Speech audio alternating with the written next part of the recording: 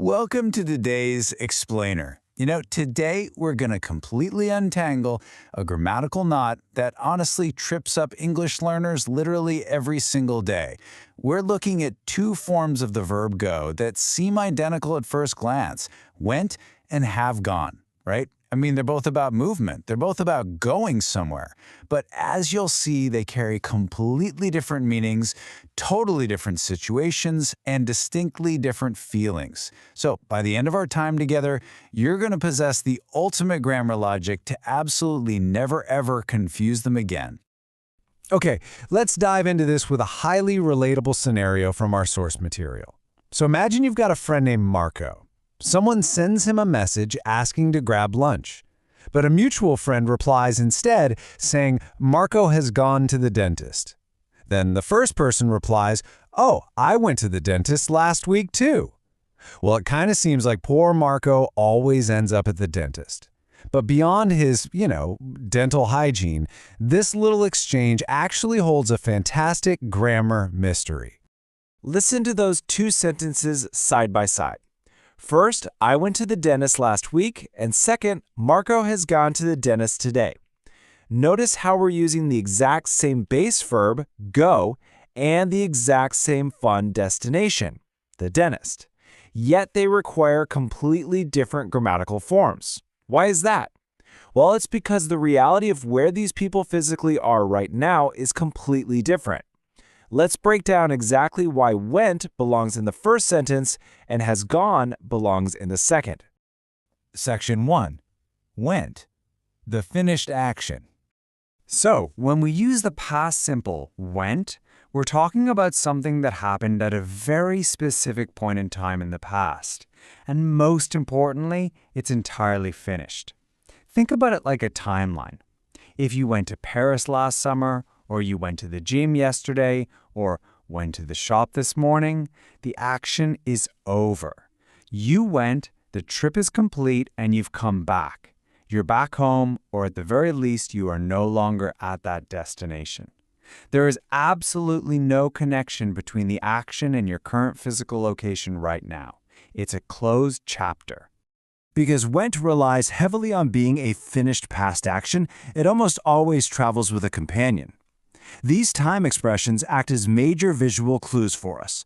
Things like last year, yesterday, this morning, last week, in 2019, or when I was a student. Whenever you see or hear these specific time markers, they're essentially waving a flag telling you that you're firmly in I went territory. They lock the action in the past, like a closed box. You went, you did the thing, you returned. Very clean, very simple. Section 2.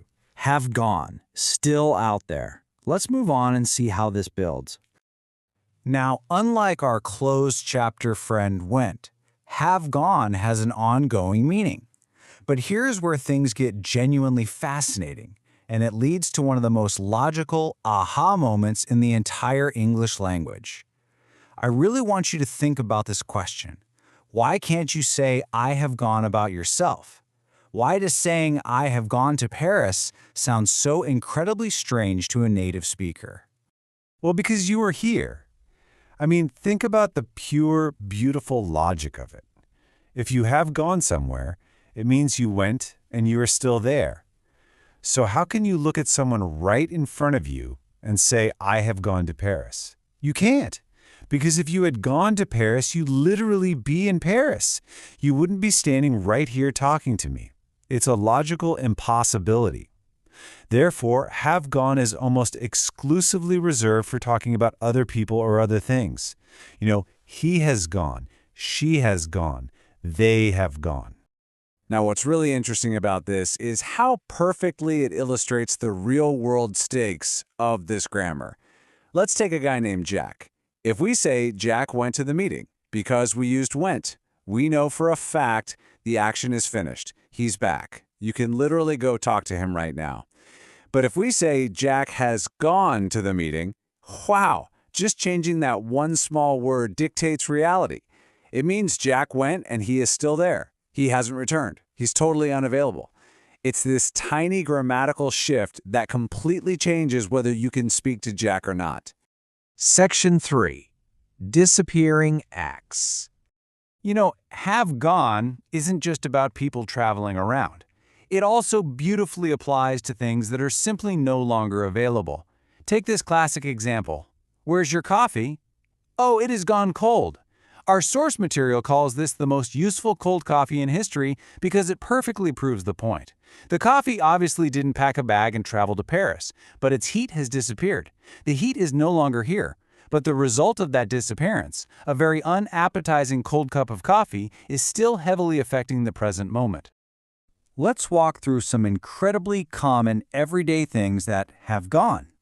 All the tickets have gone, meaning they're completely sold out, finished, none left.